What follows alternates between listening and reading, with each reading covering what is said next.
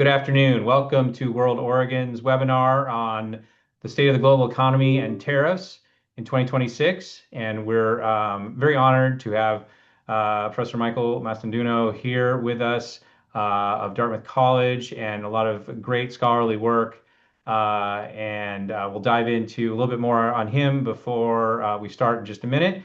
I just want to welcome everyone from Oregon who's a member or supporter of World Oregon, as well as those of you joining from around the U.S. or watching later on YouTube through the World Affairs Councils of America Network. As many of you know, we've been doing a lot of programs on tariffs in the world economy, including one last week, last Thursday, on our Great Decisions series in partnership with the Foreign Policy Association. And the speaker today actually wrote the article that talk was based on tariffs. So we're a special treat to have him here today. A reminder that speaking of great decisions, our next event is coming up tomorrow. A great decision, America's Global Role, Foreign Policy's next chapter. I posted in the chat the registration information. Again, you can attend live at Portland State University or around the world at on Zoom webinar. And then it will go up the next week on YouTube. So encourage you to join us for that as we continue to tackle some tough topics in 2026. We'll have more coming every Thursday through the end of February. And if you haven't joined us on a World Oregon webinar, a reminder that the only people who have access to video and audio are the speaker and myself as far as making comments directly. Everyone else, if you have a question, please post that in the Q&A function of your screen, and put your questions there. In the chat function is where we will post links for information about tariffs or the speaker or events or things like that. So questions in the Q&A function. And now, without further ado, I'd like to turn our attention directly to today's event and introduce the speaker. And the speaker, Professor Michael Mastanduno, was professor, and then from 2010 to 2017, the dean of the Faculty of Arts and Sciences at Dartmouth College. He's a member of the Council on Foreign Relations, has held fellowships at the Brookings Institution, the East-West Center, and the Salzburg Seminar, and has served as a distinguished Fulbright lecturer in Japan. He's the author of Economic Containment and has published widely on U.S. strategy and the implications of China's rise for the international system. As I mentioned, he recently authored a chapter on tariffs and the future of the world economy for the 2026 Great Decisions Briefing book published by the Foreign Policy Association. And last but not least, I am honored to, when I was young and he was a young professor, I was in his class at Dartmouth many years ago, and it is a thrill to have him here. It was one of my favorite classes on the political economy, and is a very knowledgeable gentleman. We're honored to have him here, and I'm going to pass the mic to our guest. Great. Thank you so much, Derek, and thank you, Tim, as well, for arranging this. It's a great pleasure to be here and talk about this topic, this somewhat arcane topic of tariffs in the world economy. I think I'll, look back a little to 2025, and we'll all kind of speculate ahead to 2026. Let me just kick off the discussion. I want to emphasize the discussion part of this, but let me kick it off by making 5 opening observations about Trump's tariffs. And let me start with the first one, which I think is the most obvious, and that's that Donald Trump is literally obsessed with tariffs. Right? It's an unusual obsession for a post-war president, but I suppose we're in unusual times. Trump likes to say that tariff is his favorite word, the most beautiful word in the dictionary. And I think most economists would probably disagree with the spirit of that comment. I think most economists see tariffs less as an optimal strategy, although, as you know, there is an economic case for that, and more as a self-inflicted wound, sort of akin to shooting yourself in the foot. Trump doesn't see it this way. I mean, economists would tell you that tariffs raise prices on consumers and they raise prices on producers who use intermediate inputs in a global economy. They sort of invite retaliation from trading partners. But none of that is all that important to Trump, and the one economist who probably agrees most with him, the most rabid tariff fanatic, is Peter Navarro and his administration. But I think Trump and Navarro see this less as a gun pointed at your foot and more as maybe a Swiss Army knife sitting in your pocket. Um, Trump sees tariffs as a very nifty little tool that could serve a wide variety of objectives. I mean, if you think about just in the last year, all the different rationales for tariffs, they've included raising revenue for the federal government. I mean, Trump at one point speculated on creating a Department of External Revenue to go with the IRS.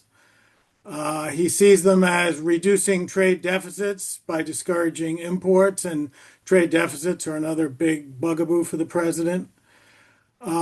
Coercing governments into following U.S. foreign policy, whether it might be South American governments discouraging them from exporting or allowing the export of fentanyl into the United States, or trying to convince Russia to end the war in Ukraine, or Canada to not tax U.S. digital services, a whole array of foreign policy objectives. Fourth thing that Trump has seen tariffs as good for is restoring America's manufacturing base, right? It's an industrial policy for Trump. And finally, it's a tool of punishment when states do things that the president doesn't like. For example, just very recently, threatening tariffs on 8 European countries for not pressuring Denmark to give Greenland to the United States. Right? So this tool for Trump carries a whole lot of weight. It's almost like a magic hat of sort that could solve an array of economic, foreign policy, and national security problems. Now, I think it's important to note that for Trump, tariffs have symbolic as well as substantive significance. So if you think back to the end of the Second World War, tariffs were the problem, right? The Smoot-Hawley Tariff of 1930 triggered the Great Depression, and the great narrative for American statesmen at the time was that the United States needed to lead a liberal world economy, and that involved reducing and ideally eliminating tariffs. And American presidents worked for decades on that task and were relatively successful at it. Okay. For Trump, however, tariffs are not the solution to a problem, but the problem is the liberal world economy itself, and tariffs are, in fact, the solution. Right? If you think about the Liberation Day tariffs of April 2nd, 2025, liberation from what? Well, for Trump, imposing tariffs on virtually every country in the world was liberating the United States from what he perceived as an unfair world economy that had somehow turned against the United States. So if we look ahead to 2026, we might think, Trump's an erratic president. Sometimes he does things and sticks with them. A lot of times he drops them. This is one he's going to stick with. Tariffs are too important, they're too central to Trump's whole economic worldview to expect him, regardless, I would say, of what the Supreme Court does, and we'll talk about that in a second, but to expect him to turn away from them. Okay, second point, or second observation. Let me try and put it this way. Trump may have poured gasoline on it, but he didn't start the anti-free trade fire in the United States. Right? He has been extremely anti-free trade, but in some ways his position reflects continuity with a rising anti-free trade coalition and rising anti-free trade sentiment in the United States. I trace it all the way back to the 1970s when organized labor moved from being in favor of free trade to being in favor of protection. Right back in the 70s, it was Europe and Japan recovering from the war that were competing with the U.S. Then it was newly industrializing countries like South Korea. Then it was Mexico in the 1990s. Then, of course, China. But labor's been pretty consistent, and the Democratic Party, along with it, consistently skeptical of free trade since those first 2 golden decades of the post-war era. Environmentalists joined this coalition in the 1980s and 90s on the grounds that free trade encouraged a race to the bottom. It encouraged countries to lower their environmental standards in order to attract corporate business.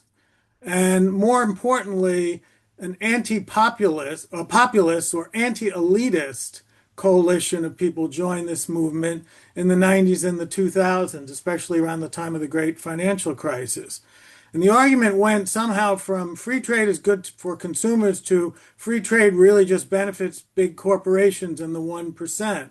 And so by the 2000s, and certainly by the 1990s even, you had a very strong coalition in the United States that was against the liberal international economic order and the free trade order that the United States had worked so hard to create and maintain. Okay, and if you think about it, the last great global free trade agreement was 30 years ago, the Uruguay Round agreements of 1994. Since then, there hasn't been a global free trade agreement. The United States has turned to regional agreements, but even those have been a tough slog. And the last very important one, the Trans-Pacific Partnership of the Obama administration, never saw the light of day. Okay, so when Trump was elected in 2016, this wasn't a bolt from the blue. I mean, he may be an extreme version of the anti-free trade sentiment, but in fact, he is riding, I think, a coalition that was there for him and that he was able to mobilize in coming to power. I think it's very revealing that in 2020, when Joe Biden became president, he rejected and tried to overturn almost everything Trump did in foreign policy, but with one big exception, and that was trade. Okay. Biden maybe was a little more quiet or a little more subtle about it, but there was great continuity between Biden and Trump 1.0 in trade policy. Biden kept Trump's tariffs on China. He invoked industrial policy in defiance of the WTO. And in fact, he continued to combat the WTO in much the same way that Trump had. It was more subtle. Some articles referred to protectionism with polite protectionism or Trumpism with a human face, all kinds of ways to say that Biden basically continued in Trump's vein. So when Trump 2.0 came in, it's not surprising that there was not much opposition to this broadside against free trade that he conducted, culminating with that Liberation Day tariff policy in 2025. I mean, think about it. There's been relatively little reaction against these tariffs from business, from consumers, from the Democratic Party even, which, naturally has an interest in getting on the other side of unpopular things that Trump might be doing. It doesn't mean that these tariffs are popular, but they haven't generated, for example, the kind of opposition that ICE has generated. Right? This is not Minnesota. There's no one in the streets arguing against tariffs. And in fact, people have been in the streets arguing against free trade. If you think about in your part of the world, the battle for Seattle in 1999, where a coalition of both environmentalists and labor unionists obstructed the continuation or the jump starting of the next WTO round. Okay, so the main point here is that Trump in some ways has been pushing on an open door, even though it's an extreme version, or pushing very hard on it in terms of this anti-free trade and pro-tariff sentiment. One of the implications, I think, of this are very important, which is when Trump finally gets around to leaving office a few years from now, the United States isn't simply going to revert back to its leadership in the liberal world economy. In other words, Trump isn't a one-off here, but in fact just the culmination of an ongoing trend in the United States that shifted American trade policy in fundamental ways. Okay, third point, you can think of Trump's use of tariffs as also the culmination of a big shift in domestic politics institutionally in favor of the executive and the president and at the expense of Congress. Trump may be an imperial president, but he in fact has a lot of company among post-war presidents, probably at least from Nixon on, in the sense that presidents have amassed more and more power across foreign policy and in particular in trade policy. I mean, think about it this way. We all know now from following this issue that trade policy rests with Congress. Congress has the constitutional prerogative to regulate trade. And for about 170 years after the country was founded, Congress very jealously guarded that prerogative. It was in charge of trade policy. The 19th century trade policy was the tariff, and Congress set the tariff. Around World War II, two important things happened.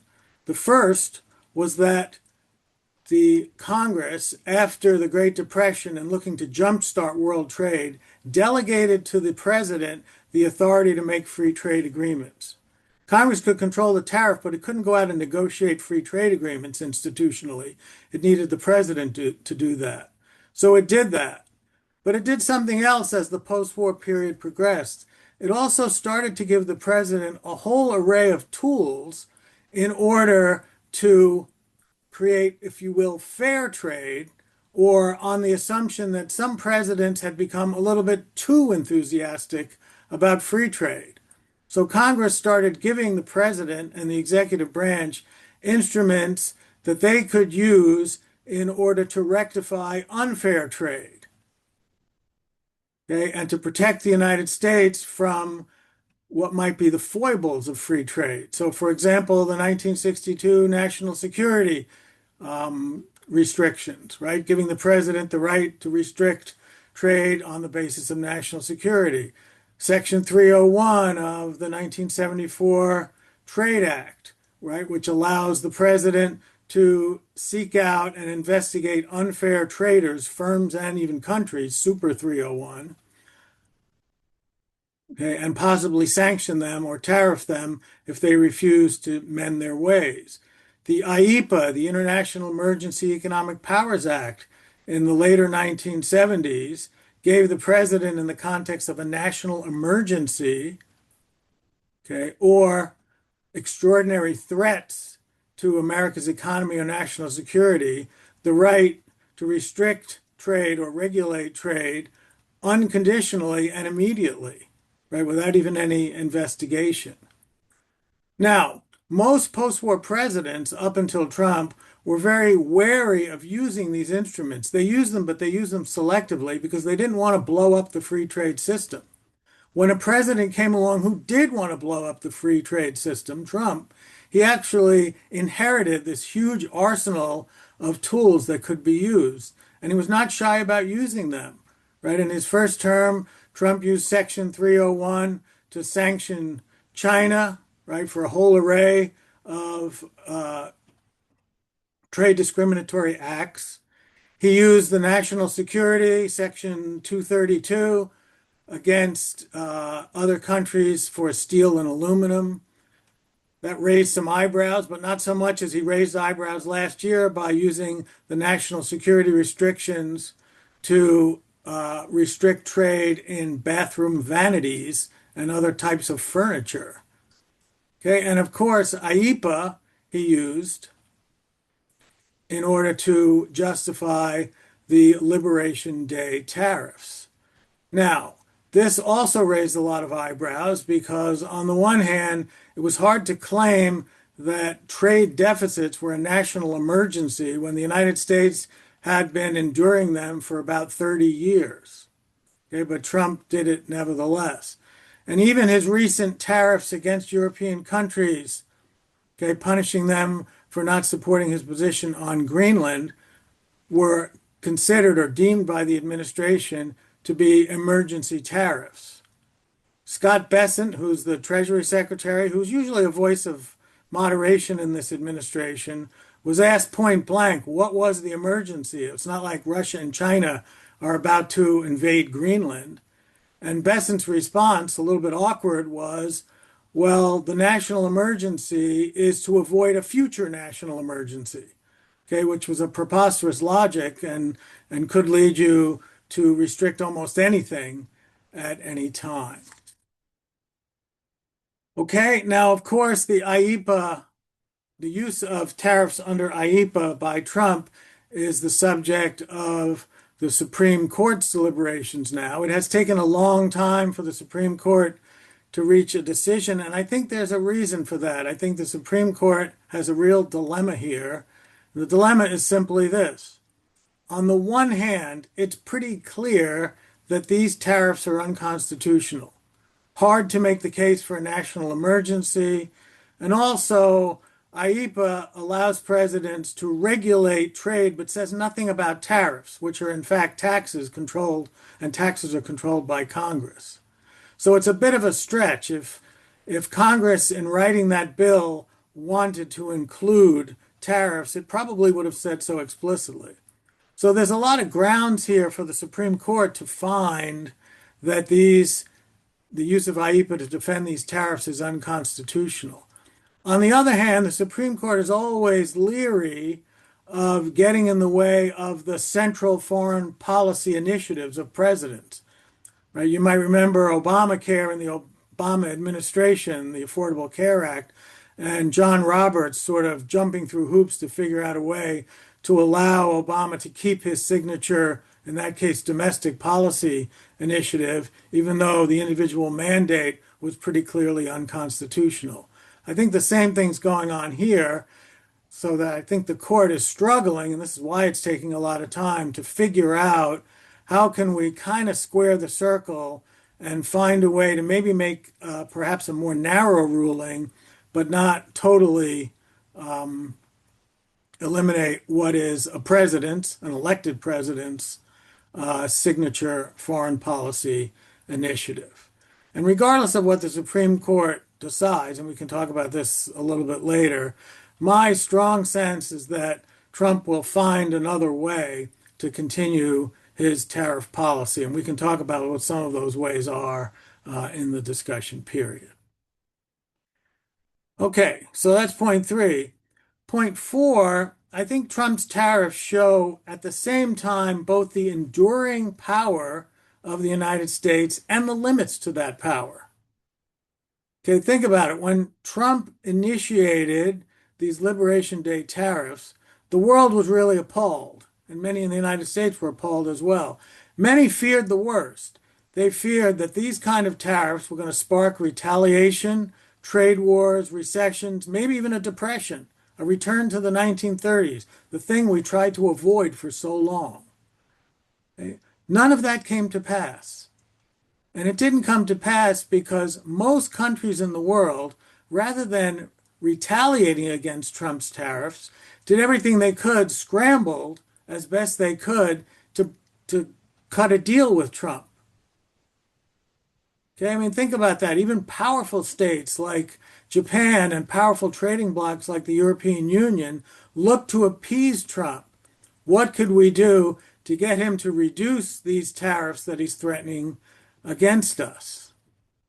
Okay, we could agree to promise to invest billions of dollars in the United States or change some of our own trade practices or give him golden golf balls or fake peace prizes or whatever it takes to appease the guy.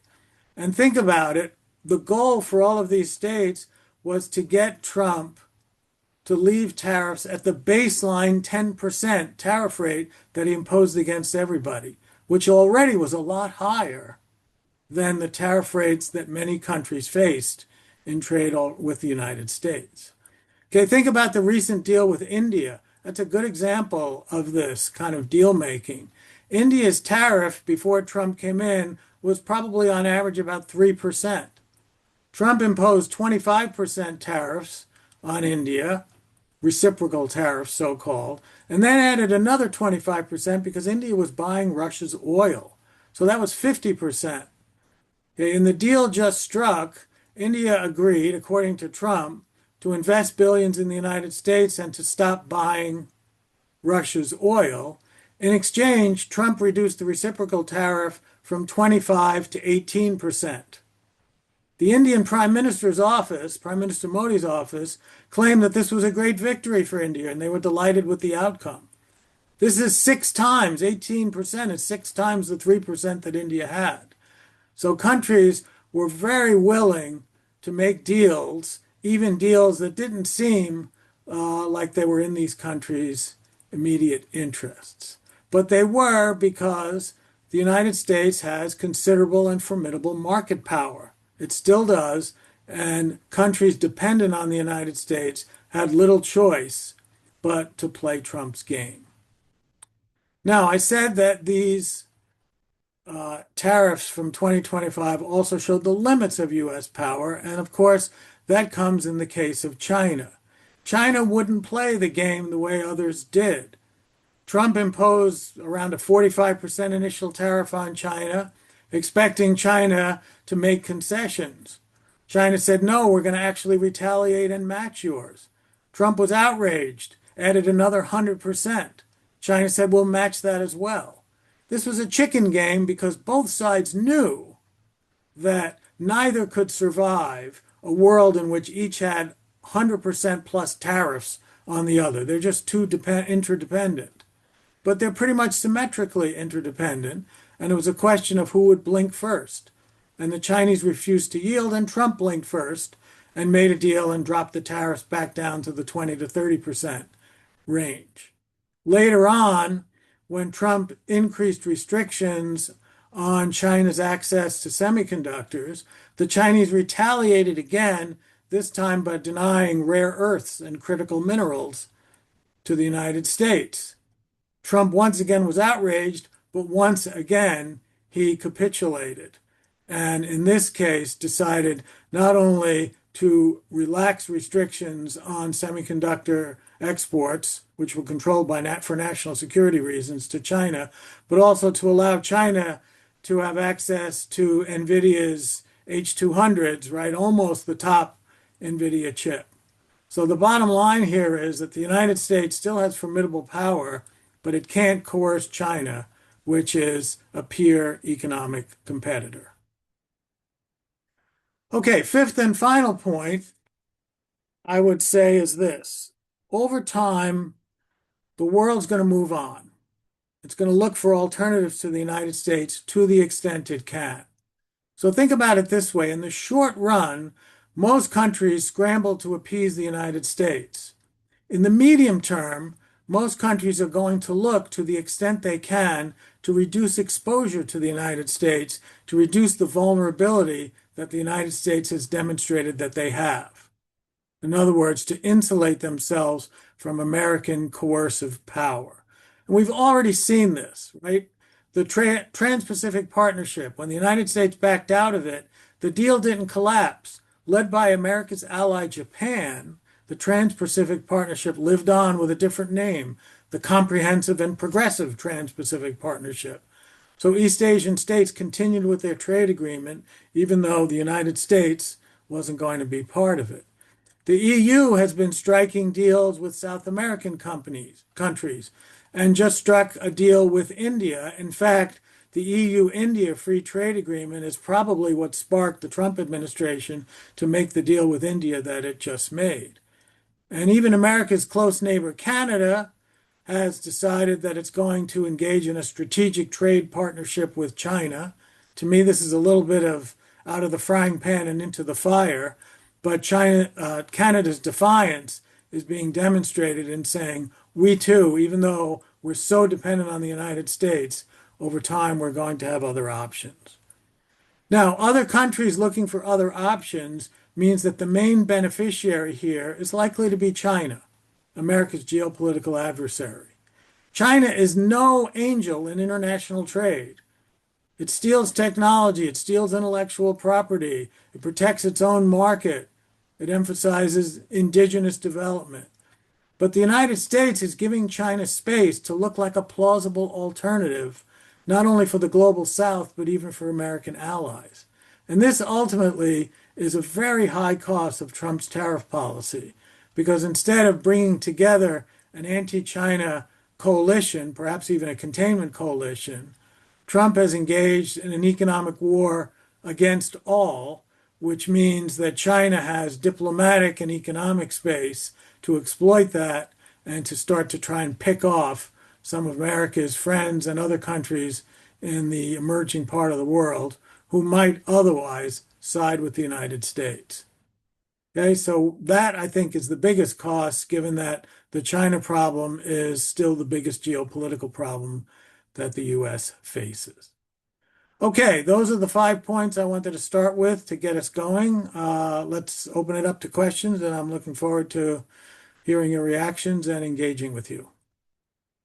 Well, thanks so much, Professor. It was a great, engaging, and I think a comprehensive review of where we stand and some of what has led up to that. I thought maybe we could dive in for one. We're talking a little bit about before the webinar started, which is IEEPA, and I posted a link to that, some information about it. But that's the International Emergency Economic Powers Act, which is, as I heard one podcast law professor say, if you could do all your tariffs under IEEPA, then why would you have any of the other section that lay out tariffs? Because which all require hearings and data and research and findings and abilities to object. And so you can understand why an executive branch would want to go directly to IEEPA. On the other hand, you can also understand why Congress would not if they want to retain their powers. My understanding is that it's at the earliest is going to be sometime this month, maybe late this month, where we have an IEEPA decision. I'm wondering what you've been hearing. I know you're not a law professor, about that. You talked a little bit, but if you can go into it a little bit more, because I think that will be fascinating to see what the Supreme Court decision is, and then to what extent the administration, dives more into the different sections of other laws that have explicit tariff provisions. If you could just dive into that a little bit more, please. Sure, I'd be happy to. First thing I would say is if IEEPA was to apply to tariffs, Congress would have said so for a specific reason. And that is in 1971, when Nixon took the United States off the gold standard, he also imposed an across the board 10% tariff. He called it a surcharge. America didn't want to talk about raising tariffs in those days against all countries. Okay, this was the basis for that move to try and coerce other states to reach a different agreement on their exchange rates.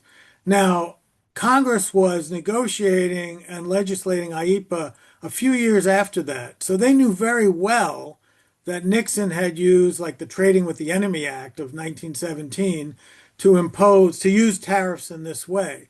If they wanted to give the president the authority to do that, in fact, to reinforce what Nixon did, they could have easily said it. But they clearly didn't say it. They talked about regulating trade, sanctions, asset freezes, all of that. So it seems to me pretty clear constitutionally that there's a good case to be made that tariffs aren't covered by IEEPA in this way.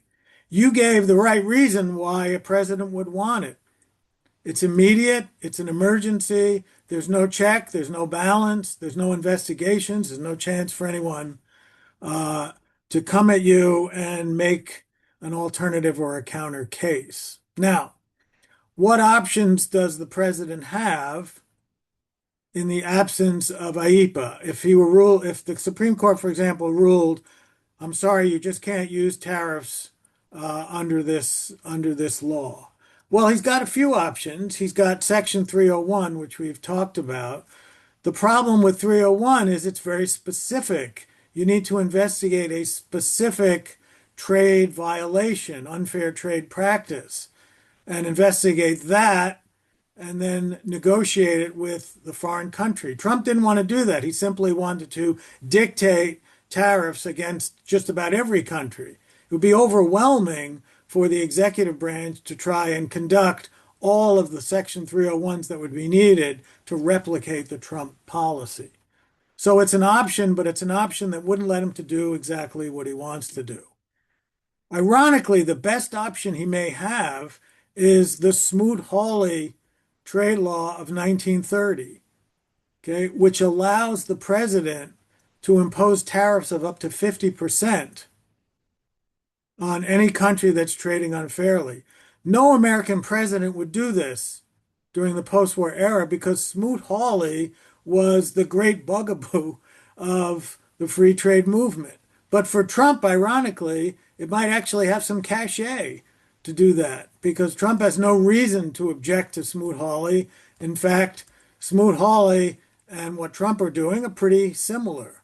So he could use Smoot-Hawley's I forget what the number is, maybe 388, the section of that. The only constraint there is it limits you to tariffs of up to 50%. And as we know, Trump sometimes wants to threaten tariffs even higher than that. Okay, Section 232, the national security restrictions. Again, you need an investigation. It has to be specific. So all of these things are constraining in ways that IEEPA isn't, but they all give him a pathway, a compromise pathway to do it. So what will the Supreme Court do? Look, I don't know what it's going to do. My instinct is that it's going to look for some narrow way to defend the unconstitutionality of what Trump did, but not necessarily get too much in his way. So one possibility might be to say, for example, that IEEPA doesn't apply to tariffs. Okay, but of course, the president still has emergency power and he is allowed to use this. We're not going to challenge his depiction or his description or definition of what an emergency is. That would be one way to do it. Hmm. Okay, so they're going to, I think, look for a way to try and, in some ways, square the circle, allow Trump to continue with his main foreign policy prerogative here, but at the same time constrain his power in some ways and uphold the constitutionality of what of the law.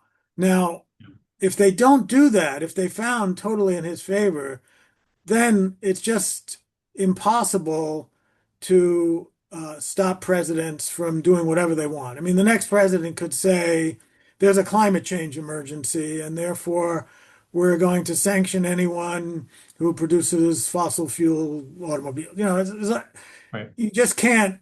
You're giving presidents that would the bigger issue there is the presidential congressional balance of power, and ultimately only Congress can write that. The court really can't.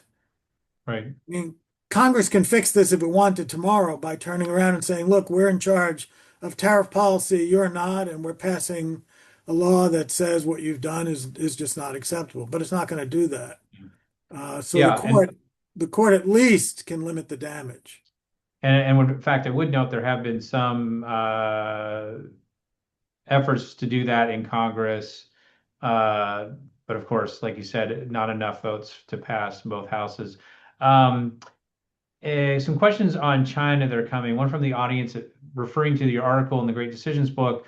Would you elaborate a little bit about what in your article you refer to as the quote mistake for the U.S. to have allowed China to join the World Trade Organization back in 2001? Sure. So I wasn't arguing that I think it was a mistake. I was arguing that in developing the anti-free trade coalition, you had all this domestic pressure, but then it was reinforced by the biggest international development of the past 30 years, which was the rise of China. Okay. Now, why did that matter so much? It's because the United States pursued a particular strategy, which was to integrate China into the world economy on the assumption that China would get stronger, but also would have its policy transformed, right? China would become stronger, but it would become more accommodating. It would become a responsible stakeholder in foreign policy, for example. When this failed, okay, and by 2015 or 2016, it was clear that China was more authoritarian, not becoming more pluralist. It was less market oriented and it was more provocative in foreign policy. When all that became very clear, American officials started to look back retrospectively and said, maybe we made a mistake letting China into the WTO in the first place.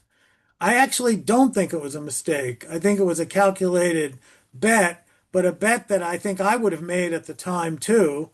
What the United States couldn't have anticipated was one, how fast China grew, how rapidly they grew, and it may have been able to anticipate that as they grew more rapidly, they would be less accommodating, less pliable. But remember, this was the 1990s, and the West had triumphed, and everybody wanted to join the Western order, including China.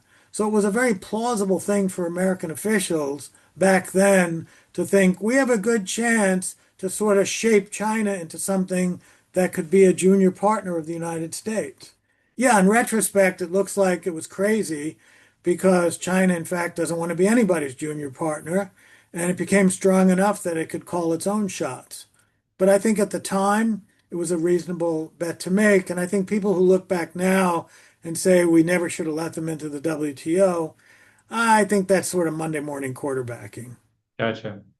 So along those lines, and the question from the audience, if there was, let's say then the White House reached out to you and say, okay, we are where we are now. If it's not tariffs, what kind of approach would you take then for the U.S. to have a healthier economic relationship with China? What might that look like policy wise? So, in terms of policy, my sense would be, the United States has to face the fact that it's in a long-term geopolitical and geoeconomic competition with China. Okay. Export controls are an important instrument. They're not a panacea, but where the United States has technological leads, it has to try and defend and protect those leads. What Trump has done, which is basically to politicize national security export controls, is a big mistake. I mean, national security export controls should be unconditional. They shouldn't change because maybe you can get a better deal here or there. And in fact, the problem with that strategy is not just that it corrodes your own national security export controls, but it corrodes everyone else's because the United States has gone to great pains to convince a lot of its trading partners and allies to make sacrifices in trade with China in the interest of national security, right? Restrict your semiconductor sales, the Netherlands and Japan, for example.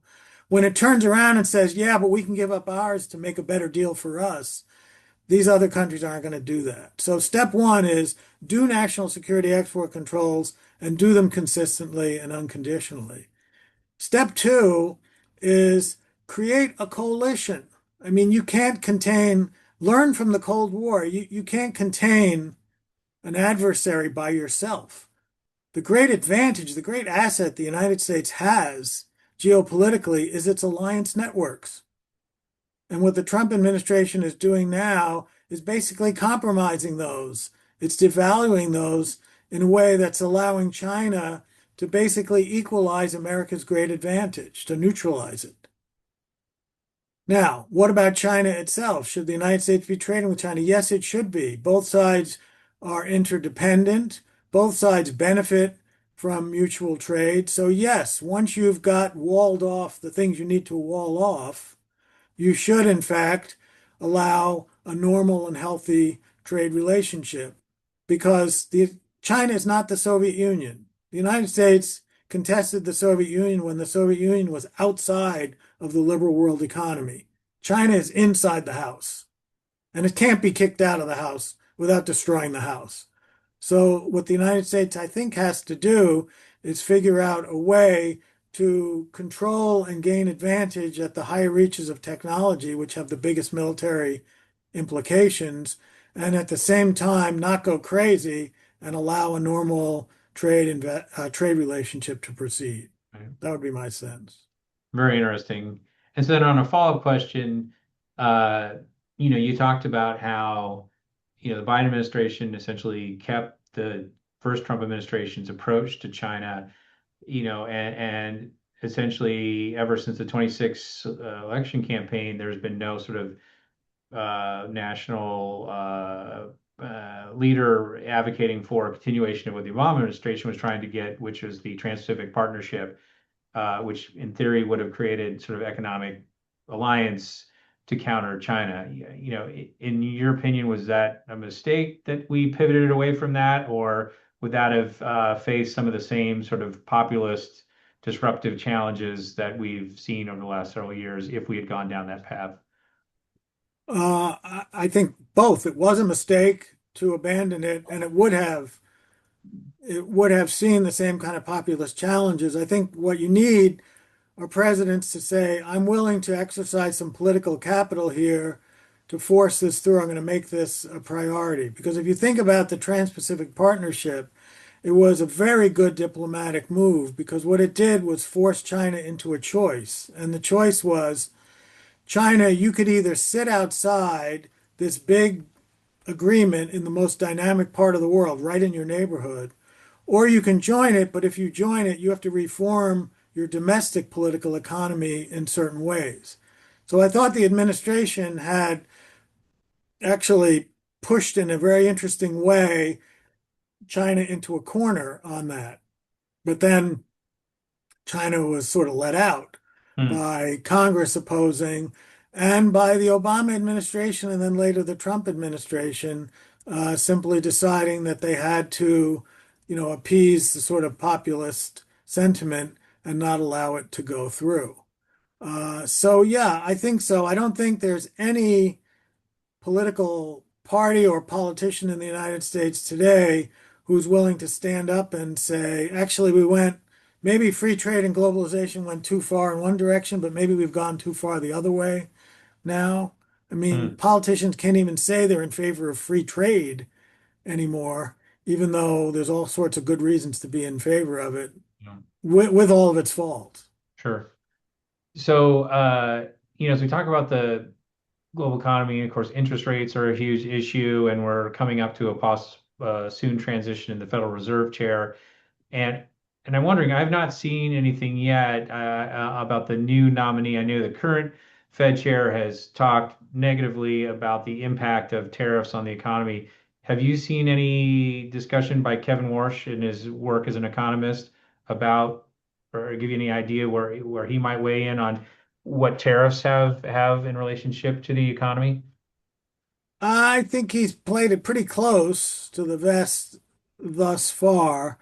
Uh, I think, though, the damage has been limited in the sense that there's a lot of concern that Trump was going to manipulate into place a Fed chair who would simply lower interest rates because that's what Trump wanted. I don't think the guy he got is going to do that. Hmm. I think he's going to sort of play it much more even-handed, much more independently. I'm not sure how Trump's going to react to that. Hmm. How he he appointed the last one, right, Jerome Right. Powell, and then reacted when he didn't get what he wanted.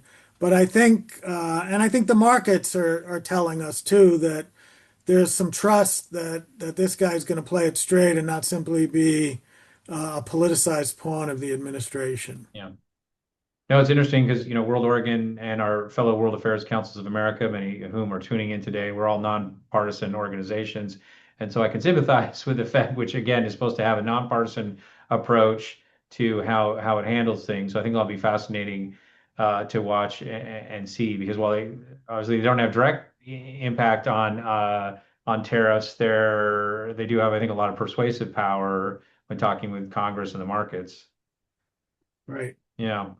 So in addition to the upcoming Supreme Court decision, whenever that happens, what would you suggest that uh, attendees today should be keeping an eye out related to tariffs in the global economy in 2026? I mean, what other items should they be keeping an eye on? And do you have any suggestions on media sources that you found particularly helpful related to tariffs and economic issues?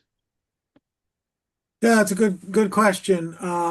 I think the thing to focus on is to what extent are other countries moving on? Hmm.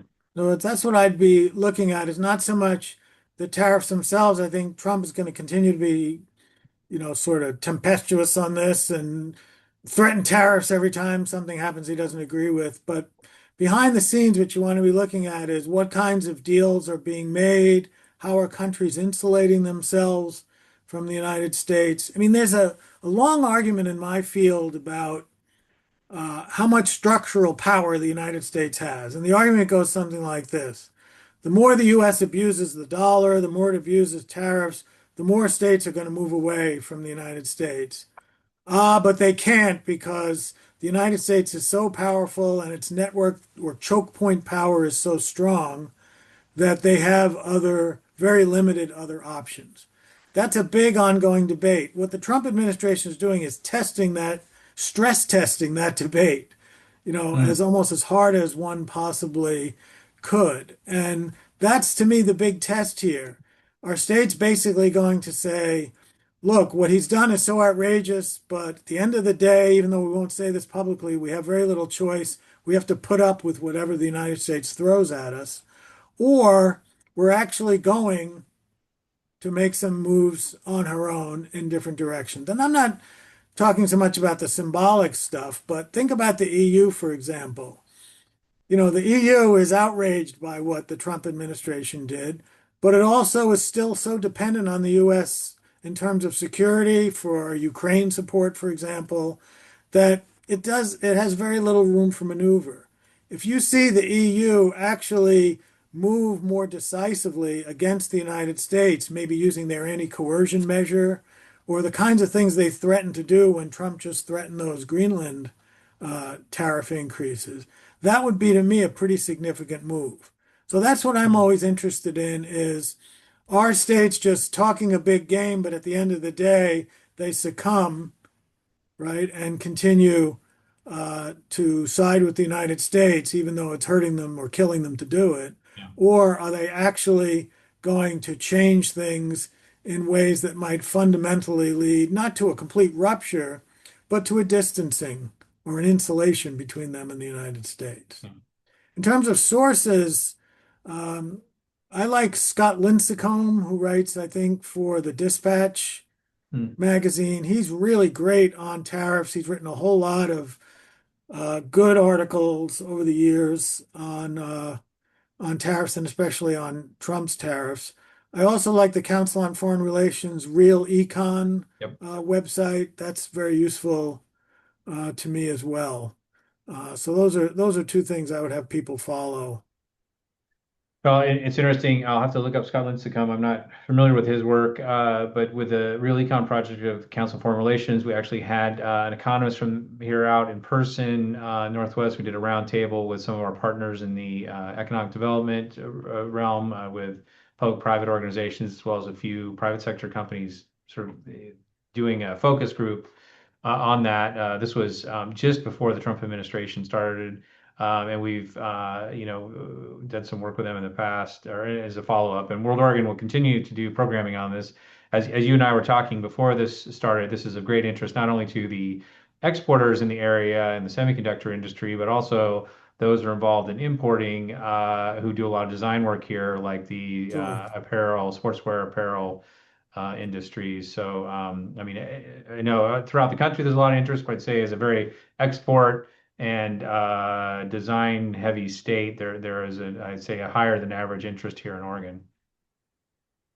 Yeah, and not surprisingly to me. Yeah.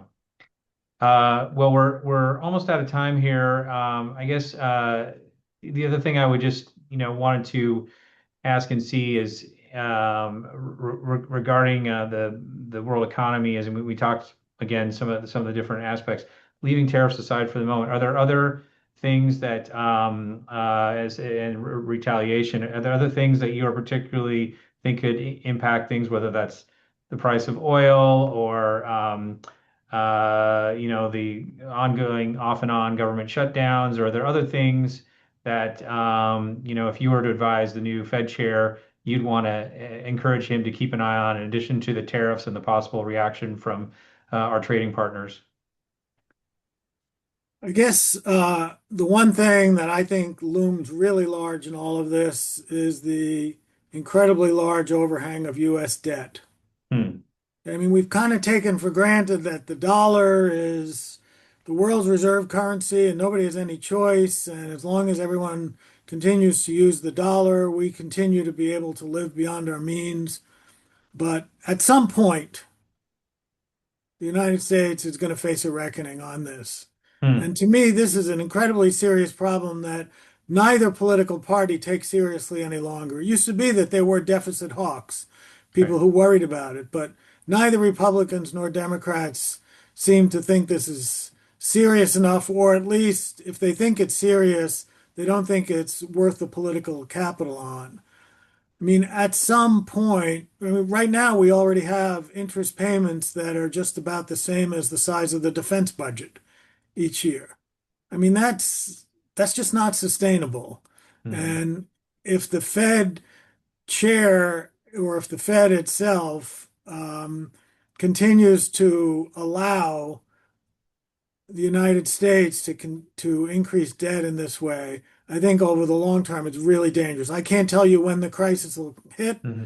but I can't imagine that there won't at some point be a crisis. Nobody could run a tab forever Yeah. like this. And in fact, the Fed's been complicit in this through quantitative easing and bond buying. So I would love to see the new Fed chair, to the extent possible without rattling the markets too much, to start scaling back that sort of big balance sheet that the Fed has and signal to the markets that um, debt is a problem and is not something that we can just ignore. It was only a few years ago we had people talking about modern monetary theory. Remember that?